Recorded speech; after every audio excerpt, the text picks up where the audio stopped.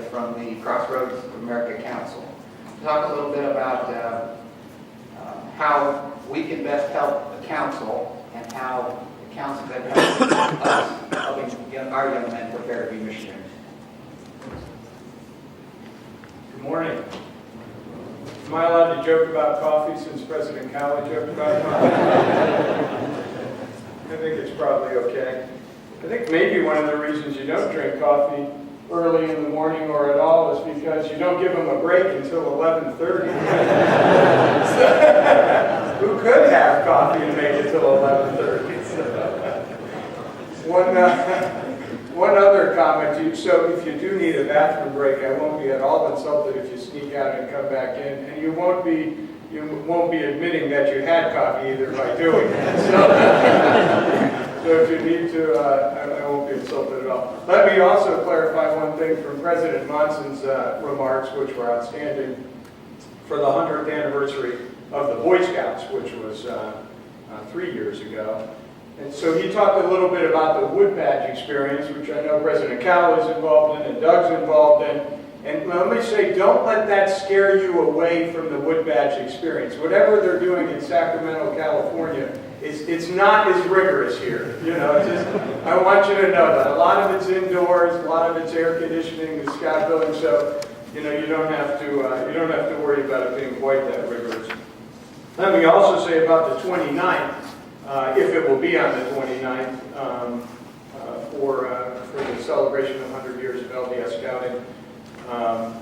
If you can't fit into that old uniform that Brother Pendleton spoke about, we do have a scout shop. We sell new uniforms. You can get one that's fitted more appropriately for you now, so I don't want you to be nervous about that either. So let me thank you for having me here. I know everybody probably in this room is from Crossroads of America Council, but I know some on the telecast are not. So I speak not just for Crossroads of America Council, but for the Boy Scouts that you are affiliated with. Let me introduce a couple of our staff that are here. Your LDS relationship staff advisors right in the back there. Eric Sarlito. Eric, just stand up so we can recognize you, who is on our team. And Darren Steindel's right here in the front row, one of our field directors that serves here in Crossroads. So it's nice that both of them are here this morning too. I have been the Crossroads of America Council executive now since April, and it has been a treat for me to be involved in an enormous host of activities with the Latter-day Saints Church. President Cowley recently, I think it was 100 years also that it had been that the Tabernacle Choir had been in Indianapolis, so 100 years seems to be a theme. It had been 100 years. President Cowley and his wife invited myself, and actually my mom came in from out of town to join on the occasion too. What a wonderful celebration. How many of you were there for that? What a beautiful celebration that was. And I love some of the humor too. One of the funniest parts of the evening I thought was by not the conductor, but the person doing the announcing. So many of the members of the choir, he pointed out, were married. So there were both the husband and the wife were there and singing.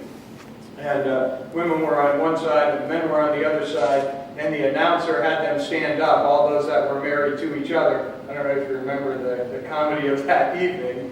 And he stood up and they all stood up. And then when they sat down, he joked to the audience at Bankers Life Fieldhouse. He says, "Now I hope that ended up being an even match there."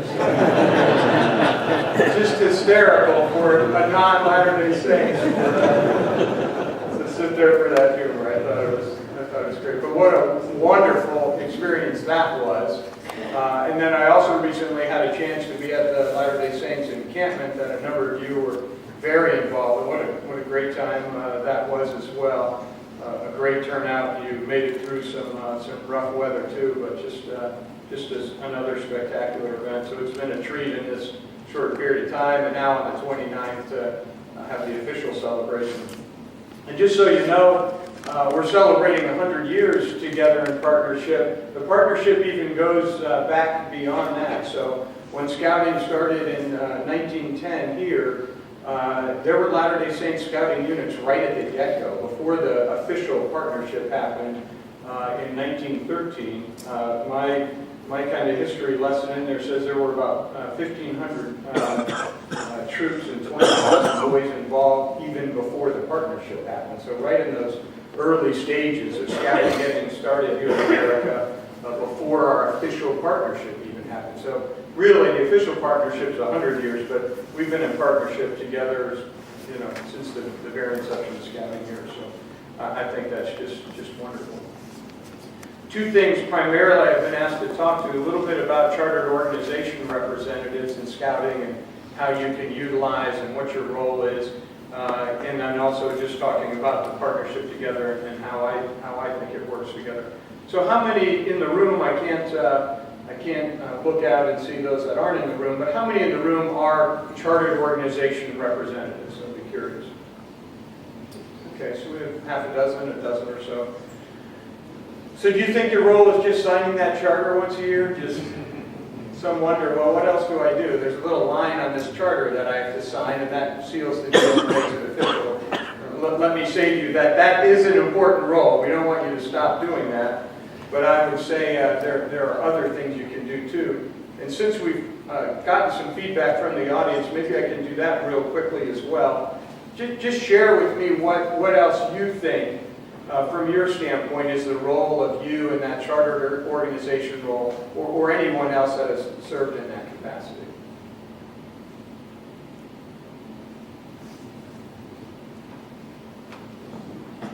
Mainly responsible for making sure that the values of our unit reflect the values of the charter organization, and that the policies and values are transferred back and forth between those two organizations.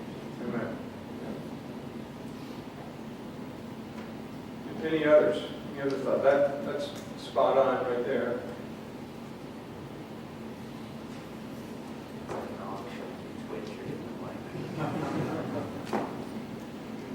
In my efforts to work with the charter last year, I noticed that we wanted to know all of the young men that are in our units, not just our active young men, but they wanted all of the young men, even the less active. So I think that we are aware of all the potential young men that could be a part of the Scouting organization in our individual units. Thank you. Yes, sir. I think it's important to work with the unit committees to make sure that the program's running properly and to make sure your leaders are trained as well. Great. Another thing I would say, thank you for that input. I'll cover a few other things. I think the other thing, and Brother Pendleton talked about it for just a second as well, I think the consistency factor is important. So that is, I think, a fair criticism at some point. And that's what I think makes it a little challenging for you. You get someone up to speed, you have them called into that position, they learn about Scouting, they learn about Scouting's role as more than an outdoor program, they understand the legacy, the connection to the church, and then sometimes they're off in another position. I think part of the chartered organization representative's role is to help with that consistency. It's not just an outdoor program. Help connect, help maybe do some succession planning, get some people involved in the group who's going to potentially be called next, play an active role in that process, I think is really important. I think the other thing, and here in Crossroads of America Council, you do a fantastic job. I can't necessarily speak to the other councils, but you are also a voting member of our Boy Scout Council by the position of being the chartered organization representative. You're invited to our annual meeting, and you're invited to be a part. We are never allowed in our structure to have more board members and more voting members than we have numbers of chartered organization representatives. So that shouldn't be lost on you either, that you have a role and a responsibility to represent your church at that level and your interest level. So you do a wonderful job here being involved in districts. We have a number of Latter-day Saint Scouters that are involved in Wood Badge, a number of Latter-day Saint Scouters that are in council committees, training chairs, 2 or 3 that are district commissioners, some of the very highest levels of unit service in our district level. And I would just encourage you to continue that process because it does break down the mysteries as someone referenced earlier, of the Latter-day Saints Scouting community, as if you are tremendously different in some way than our other scouters. You know, it breaks down some of those mysteries for you that are so important. And the celebration on the 29th, opening up your doors, I think is an enormous opportunity to help educate. As President Cowley said, we're not going to have missionaries there necessarily, but at the same time, it's still an education opportunity, and it's something from my level in the Boy Scout Council that I want to help you with. Come learn a little bit more about this wonderful partnership. Learn about these Latter-day Saint Scouters, that they are equally as passionate about the Boy Scouts as you are, as maybe a non-Latter-day Saint Scouter. They're equally as passionate about it. So I think it's a real opportunity for you to take hold of that. Invite some of your great scouting friends that you've mingled with at round tables or at Wood Badge or all the other number of things you do, that you've met at camporees, that you've met through. I was at Firecrafter last night until 10:30, 11 o'clock, or through the Order of the Arrow, or through something like it. You know, good friends that you have that are not members of your church. Invite them in just to say, hey, we want you to just learn about our passion for scouting too, and that it equals and rivals and maybe even surpasses your great enthusiasm and mission for the Boy Scouts. So I just really encourage you and hope that you take advantage of that. I know you think maybe that you struggle finding this connection of scouting and the Latter-day Saints Church, and do they work together or as opposites. I would tell you from my experiences, and I've been a scouter my whole life. I've been a professional scouter since 1988. Started in New Hampshire, went from New Hampshire to Washington, D.C., Washington, D.C. to Delaware, and now here. And in every one of those opportunities, including my very first opportunity in Abnaki District in New Hampshire, Troop 650, Wolfboro, New Hampshire, was one of our strongest scouting units right there. So I learned about the connection and the passion of Latter-day Saint Scouters when I first started right out of college, 20-something years old, in the hills of New Hampshire. So you have a great story to tell, and you, quite frankly, do it better than any of our other charter partners. So you might think you're struggling and might think, how do we make those connections even better? Let me tell you, you're already ahead of the pack. So keep it up, that strong connection that you have. I often wish that many of our other charter partners would get it to the degree that you do.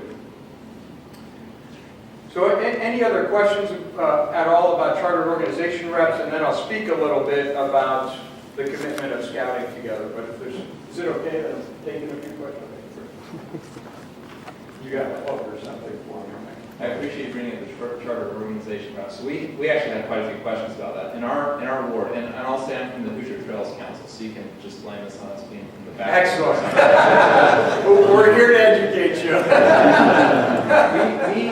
we have had and have now our bishop as the charter board rep, and the idea there is that the bishop is responsible for calling people to positions in the troop, and it made sense for him to be the one signing off on those adult application forms. But the way you're talking about this seems like this is a different role, and we had pictured that the committee chair would be the one who was more involved as the liaison to the scout office and so on. But maybe we could get some guidance on that. We have a young men's presidency who are advisors, and we have a scoutmaster and assistant scoutmaster. Then we have a committee chair and a charter board rep, and we're trying to merge that with our church callings in an efficient way so that we're not duplicating a lot of work with a limited number of people. Well, before President Cowley gives me the hook, it gives me the church line, which I can feel the presence. I didn't know if Doug jumped up too, but I know President Cowley. I saw him spring to attention. I love our friendship that we can joke a little bit together. At least I hope we can. So I'll certainly want President Cowley to speak about the church's position on that. I would say from other scouting communities, a lot of other scouting communities find the person most engaged in the youth activities of that church or of that organization and see that as all-encompassing. So whoever heads that up sometimes is called, appointed to be that chartered organization representative. So they're representing not just scouting's interest in that church and in that community, but all of sort of youth interest. Now that might be a little different in the Latter-day Saints community, but that's why it's not the pastor or the priest of another organization. That it's called for someone who is knowledgeable about the scouting program, knowledgeable about the youth activities in that group, and is fighting sort of for those self-interests, so that when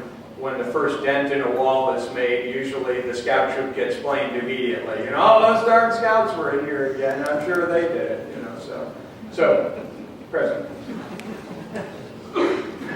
Well, I think the principle holds that Patrick's talking about. The person who is responsible for the youth programs in the ward really ought to be the charter organization rep. And in our parlance and in the guidelines from the church, there's usually a counselor in the bishopric who's over young men. But I think the principle is more important than the designation of a position. It needs to be somebody who has the heart and the commitment to really look after the youth programs, particularly the young men's program. And if the bishopric member doesn't quite have the experience or background or will to do that, then move it up to the bishop, like Bishop Bischoff has assumed that responsibility in his unit, or move it down to the young men's president or someone else who can carry it. But the key is it's got to be somebody responsible who can sign authoritatively that we're committing to be our part of the relationship. There is a contractual relationship. And so it's not just a perfunctory kind of thing to sign off. It's got to be somebody in an official role who will stand up and say, we're going to honor our part. Is that helpful? Yes. Great. Get it straightened out in Bloomington, huh? Good to see you again, bud. Thank you. Is this on? Yeah. Okay. I want to take us back to the broadcast for just a second and say I'm responsible for the North State, making sure we're doing all the things we've talked about. How can we communicate with you have a staff that's somewhat limited in the sense it can't be in every building across all of them. Maybe there's enough, I don't know, but we want that, build that partnership and the people you want. I think you want all your staff to be out visiting in some building somewhere, and we'd love to hear from them. How can we best make that match up? Because I know President Cowley, we wanted that for his stake, and we want it for our stake, and others. Yeah. So the first point there is once we have the dates and the set times, I have the 29th at 5 o'clock, but I'm not sure that's going to be the date. So as soon as we have the date and the different states and when they're open, that will be important. And we were just commenting together about anything we can co-sign, so it is seen as a partnership from my level with the individual presidents to invitations to mayors and governors and to the outside community. I think you really ought to remember to embrace your alumni too, and all of Scouting's alumni to come back and be a part of it. So really anything we can do, we can certainly assign staff to certain spots, but roundtable meetings, our council website, I think you have to think of not just where do Latter-day Saints Scouters go and look, but where do just everyday Scouters look, and that's where we want to promote it, right? So that the everyday Scouter, so to speak, non-Latter-day Saints Scouter, isn't going to go to 100years.lds.org if I'm getting that website right. They're going to just go to the council website. We need to have it featured there. Hey, come out, and our message from our level needs to say, come not only learn about this relationship, but come celebrate, 103 years of scouting. So I think you put on those performances and those history lessons really better than anyone else. Not many can have people come down from with the scout flags. Bob. Patrick, I hope we can encourage our district committees and council board to attend these events across the council and let people get to know each other. Absolutely, yeah. Board's a great example on that. And I think in the relationships that you have, one, been asked, and two, that you have just forged your way into those districts and those district committees and commissioners where you're a member of those communities already, and in some cases they may know your Latter-day Saints, and in some cases they may not know your Latter-day Saints. I think in those opportunities for you, I think you'll see greater turnout. Because you're inviting your friends, you're inviting people you know to say, hey, come on, I just want you to see about this. And usually friends celebrate those things together, right? And they come out and say, yeah, I want to celebrate this with you, just because of our friendship. So I think that's the opportunity I use it for. Great, thank you. So let me, we were debating whether it was 5 or 10 minutes. I think I've probably overseeded even 10 minutes. Questions and answers don't count as part of my time. So let me wrap up by talking a little bit about what I feel makes our partnership so strong and why it has lasted so long, 100, maybe even 103 years. And that is because I think we are just truly equally aligned, Scouting and the Latter-day Saints Church. I think as President Cowley spoke about earlier, it is so much more than trying to create the next generation of outdoors. Sometimes we don't remember that. We think that the knot tying, and we think of the canoeing, and we think of those skills as what we are about, what Scouting is about. That is so far from what I believe to be the truth. Now, I'm guessing that the Latter-day Saints Church is no different in your raising of young people than a number of other denominations. And I'm guessing your kids don't run to church on Sunday mornings to say, oh, absolutely, I want to be there, I want to get up, and I'm running to service right away, and I can't think of anything else that I would rather do. We, outside of your church, may be led to believe that that's true, but I'm guessing that you have the same struggles that we do, saying, no, you're going to church. As I raised my 3 boys, I said, there's 2 things you're going to do that you're not going to have choices about. You're going to be in the Boy Scouts, you're going to respect your mother, you're going to church, and you're going to school. Not all of those did they readily agree with all of the time. But as parents and as role models, we know what is best.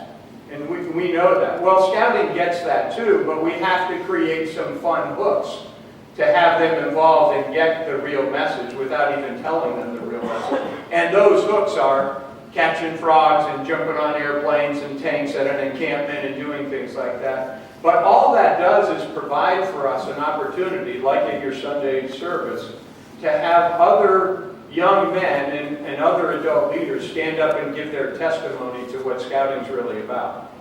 If you promoted that Latter-day Saints encampment as that's why they should come, I'm not sure that you would have such a wonderful turnout. But the fun and the fellowship and the adventure together is what leads us to be able to express to them the Scout Oath and the Scout Law and have you as role models for them, and you can never forget that what we say has to also be what we do. With the example we give to them in their daily life has to be there. So we have to not just begrudgingly do Scouting. We have to passionately do Scouting. And if we passionately do Scouting, they will follow and passionately do Scouting as well. And they may not get that at 15, 16, or 17. But when they're doing their mission work, either now at 18 or at 19, they will get it. There will be a moment when they say and get what Scouting did for them and what you as role models have done for them, how it prepared them for their missionary work. They will understand that during some moment, most likely a private moment. They will reflect back on their teamwork and their overcoming obstacles and their preparedness. They will get and understand and reflect upon their faith and how Scouting helped grow their faith. You may not know it. It may not happen during the time while they're in your Boy Scout troop or in your varsity team. Oftentimes it doesn't. It happens later in their life when they reflect upon and think of the names of the people that have helped them grow to who they are. Yes, their parents are some of those names you would hope and think and expect, but so are their Scout leaders. So are their teachers. So are other people, right? That's when they stop and reflect and say, wow, I get it now. I get it. I love these hobbies and skills that I have, and maybe even a career that I've garnered from this. But more importantly, I understand how my faith was strengthened and how my character and my duty to others, my citizenship has grown. That, I think, is your true impact, and that's what you have to keep at the forefront. Scouting wants the exact same thing when you think of the Scout Oath and Law. That is why I think for 100 years, 103 years, quite frankly, that we have had this wonderful partnership together. So I thank you for your service to your community, to your scouts, and I thank you for your great role models that you're giving to young people. Thanks for having me here this morning.